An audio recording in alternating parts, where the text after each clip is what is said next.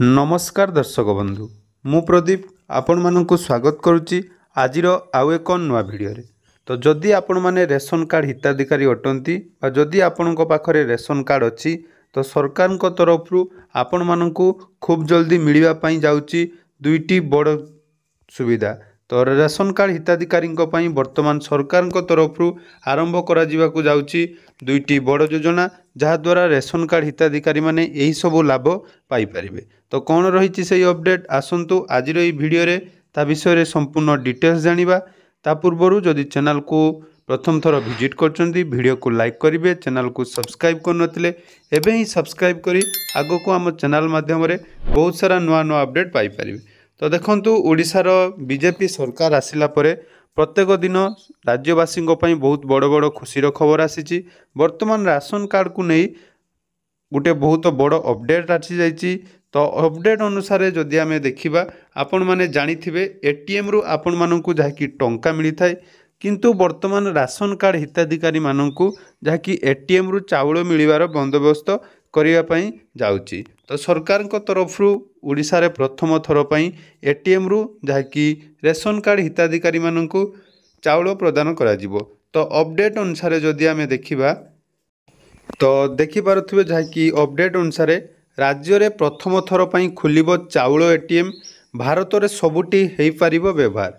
अर्थात सरकार घोषणा अनुसार खाद्य और जोगाण मंत्री कृष्णचंद्र पात्र कड़ा चेतावनी बजार रे अत्यावश्यक सामग्रीर दर वृद्धि प्रसंग में कड़ा चेतावनी शुणाइले विभागीय मंत्री।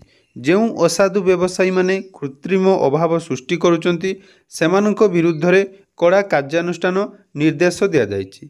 तो यही समय रे किछि दिन पई पनीपरिबा दर कम बेसी होई पारे तथापि जानिशुणी दर वृद्धि करिथुवा लोकंकु जाकि कार्यानुष्ठान नियाजिबो बोली मंत्री द्वारा घोषणा करा जाइछि। एथि सहित समस्त जोगाण अधिकारी मानंकु क्वालिटी एवं मापदंड उपरे मध्य ग्राउंड को जाई तदारक करिया पई निर्देश दिया जाइछि।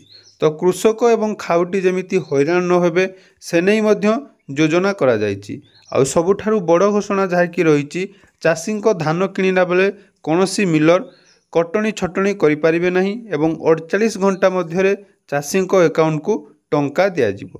तो सेहीपरि क्विंटाल पिछा 3100 टंकार धान किणा जहाँकि नुआ कमिटी गठन होती तेणु चाषी को हैरान कले वर्तमान दृढ़ कार्यानुष्ठान नियाजिवो। सेपटे जदि देखिबा डीलर माने जदि हिताधिकारी को हैरान करुचंती तो अभियोग आसिले तांकर लाइसेंस रद्द कर देवा बोली नुआ डीलर मानकु नियुक्ति दियाजिवो। तो वर्तमान लो जहाँकि अपडेट रही राज्य रे प्रथम थर पई चाउल एटीएम खोला जिवो। तो भुवनेश्वर सप्ताह मध्य ताकि चाउल एटीएम खुलिबो तेणु रेशन कार्ड हिताधिकारी को चाउल एटीएम कार्ड दियाजिवो। तो सारा भारत रे जे सबु कार्ड जमीती आपण व्यवहार करि परिबे तेणु परवर्ती समय रे प्रति जिल्ला रे गुटिए गुटिए चाउल एटीएम सेंटर खोला जिवो बोली खाद्य और जोगाण मंत्री कहिसंती।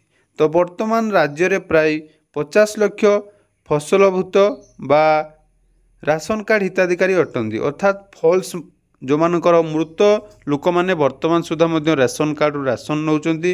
तेणु खूब जल्दी यह नहीं सरकार तरफ जहाँकि बड़ घोषणा करा जिवो अर्थात वेरिफिकेशन करा जिवो एवं नूतन जो रही राशन कार्ड आवेदन मध्य आरंभ होबो बोली मंत्री सूचना देइचंती।